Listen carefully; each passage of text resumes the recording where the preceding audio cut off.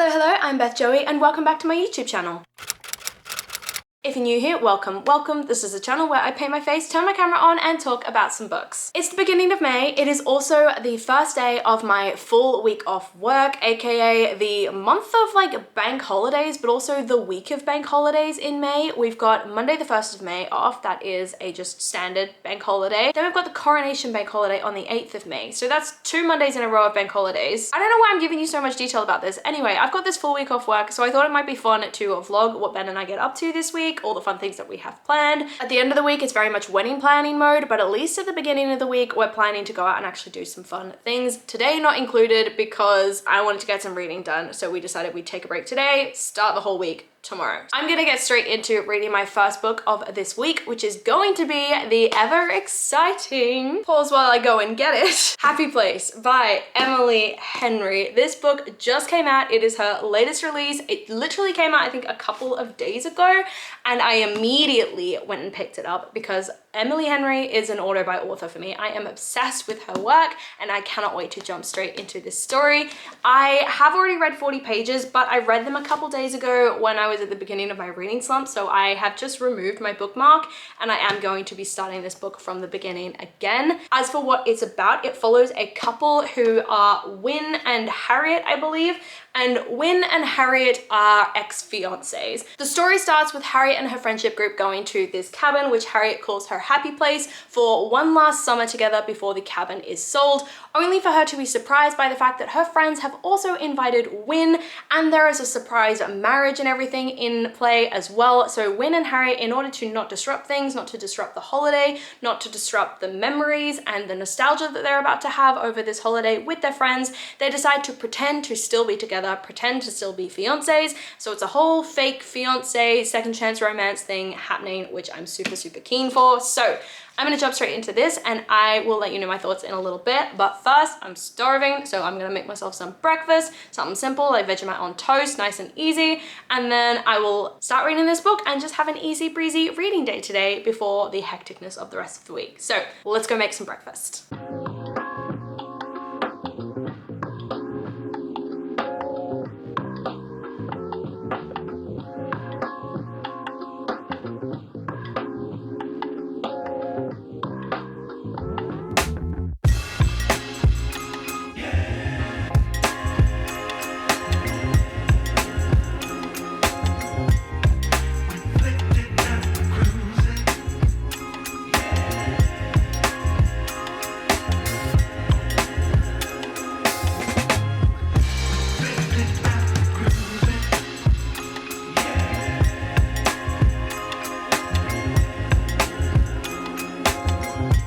I'm honestly bamboozled in summer in London just because of how long it stays light outside for. Like, it's what, 8 p.m. basically on the dot right now, and it's still bright outside. Like, the sun hasn't even set, and I mean, I'm not mad about it. I'm just, you know, amazed.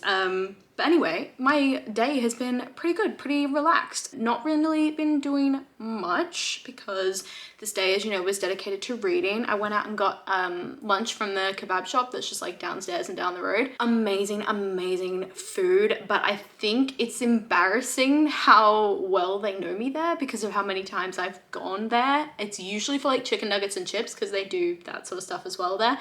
But today I did something different. And the reason why I say embarrassing is because they literally showed up at the store and they were like, oh, we don't have an online order for you today. I was like, no, I'm doing my order in person because I want something different. So that was kind of embarrassing, but also amazing because it's nice to have those little moments and be like, oh, I see you way too often. Maybe that's why I'm not losing weight as quickly as I wanted to. But anyway, I went there for lunch today, which was really nice. I had this like chicken and salad and chips box thing, which was really good, really filling. I should not have eaten all of it because I felt sick after eating it because of how filling it was.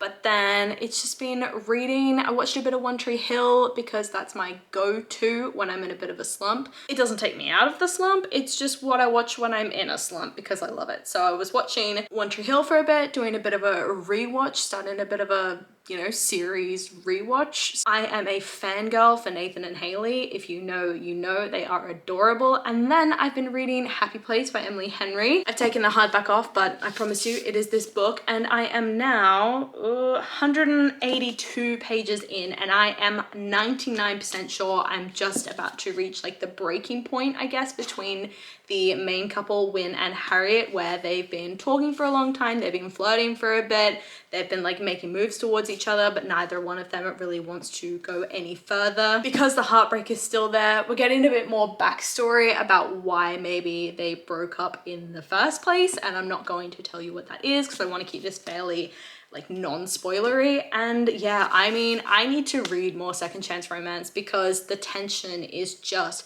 perfect between these two, because they have such strong feelings for each other and they know they have such strong feelings and physical attraction to each other, but because of whatever's happened in their past, they can't like admit it, they can't act the way they want to around each other. There's this feeling of like re-education because they have to like fight their impulses because they're not in the same position they were previously. And I mean, the tension and the angst is amazing. So I think second chance romance is probably my favorite trope now, which I didn't expect because I used to hate it. It used to feel like the romance was too obvious whenever I read it, but now I'm like, give me that tension, give me that angst, I'm there. I'm so enjoying being back in Emily Henry's writing. And what I love as well about this book is that there was a sort of subtle Easter egg for Beach Read, I think it was. There was a mention of these two authors, one who wrote literary fiction, like the next great American novel, and one who wrote romance, and how they partnered up and wrote a book together.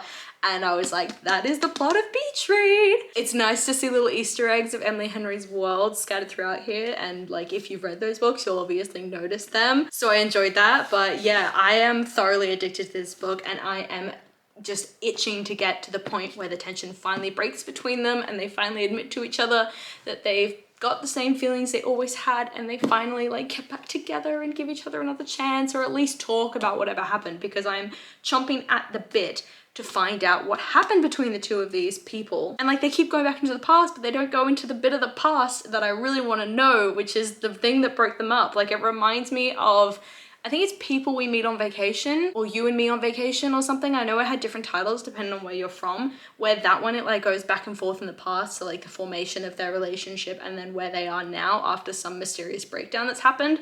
This one very much does the same thing, and maybe if I read that book right before this one, it would feel repetitive. I'm gonna jump back in and probably spend the rest of the night reading because I am addicted to this story and I want to get it finished before Ben and I have our first proper day out tomorrow, and TBD on what is actually going to be happening. So I'm going to get back to reading. I'll talk to you in a little bit. Morning, just jumping in with a very quick update to say that last night I absolutely smashed through Happy Place by Emily Henry, and it ended up getting 4.5 stars, I think, though I think I might bump that down slightly to a 4. I did really enjoy this book. It did feel a little bit repetitive when it comes to You and Me on Vacation, in the whole secondary timeline, which tells you the building of the relationship while you are in the timeline of like the destruction and the outcome of like the destruction of the relationship, as well as the idea of you being away on holiday and all these sorts of things. Like, there were a few similarities, I think, between You and Me on Vacation that did sort of float around in my mind that I was like, oh, that's a bit repetitive. But I really loved following each of these characters and how at the beginning of the story, each one had their own sort of personal issue or trauma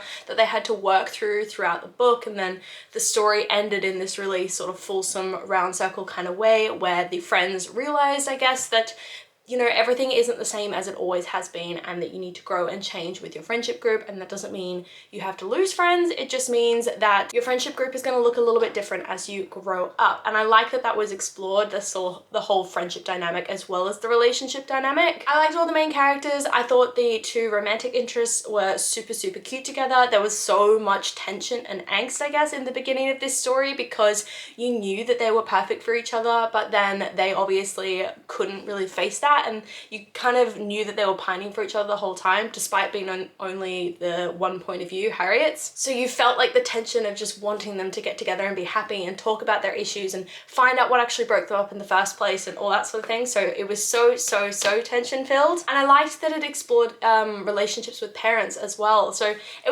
was exploring all sorts of relationships that you don't usually get in one book. So the romantic relationship, the relationships with friends, and the relationships with parents, both positive and negative. So yeah, I gave this book 4.5 stars, probably gonna bump it down to a 4. As for right now, Ben and I are just about to go out and spend the day out together. The next book that I'm going to be reading is The Wisteria Society of Lady Scoundrels by India Holton. That's what I'm going to be reading next, but the plan for today is to go out and about with Ben. I'll hopefully bring along my camera and take a few pictures and videos and everything so you can see what we get up to. But yeah, it's going to be a fun day out, despite the fact that it's looking real dreary outside in London, so not quite the ideal weather, considering yesterday was beautiful, but we'll make it work and we'll go and do something fun. So I will see you guys in a little bit when hopefully we're back from our big day out and I start reading my book.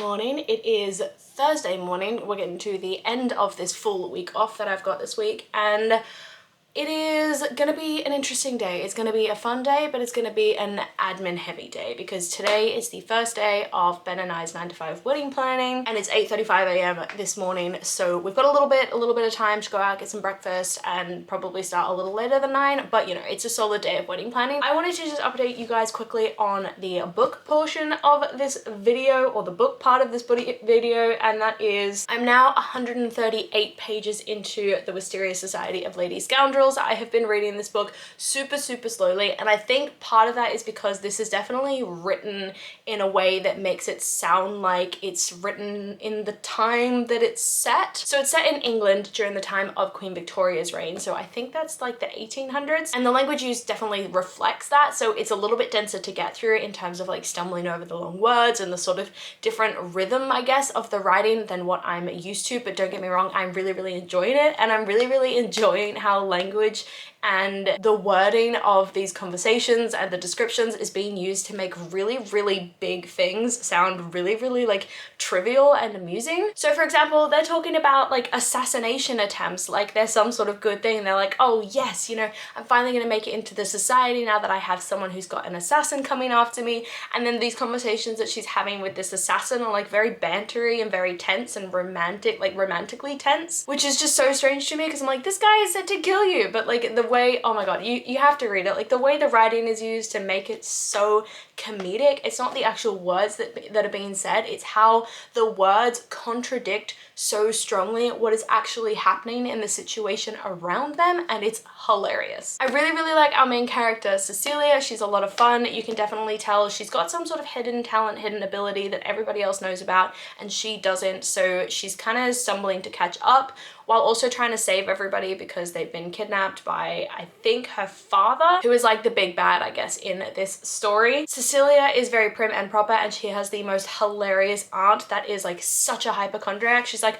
oh no, if you don't wear your hat, then you'll be inflicted with the great peril, which is essentially freckles. And oh, if you go outside while it's cold, then you're gonna get pneumonia. Like, it's like she's such a hypochondriac. She overreacts about all these sorts of things, but does it in a really hilarious way rather than like a sort of annoying, like overbearing mother kind of way. It's honestly just the most like outrageous, nonsensical, just completely random, I don't even know how to describe it, book, and I'm enjoying it so much. But it's taking me a while to read it because every time you sit down you are like sort of committing to a very different writing style and a very different rhythm of writing than what you're used to. So I mean, at this point I can already say I would recommend this to anyone who loves a little bit of like a witchy romance set in a historic setting. That's definitely the vibes with this. There is like a witchy magical element to it, which is really enjoyable.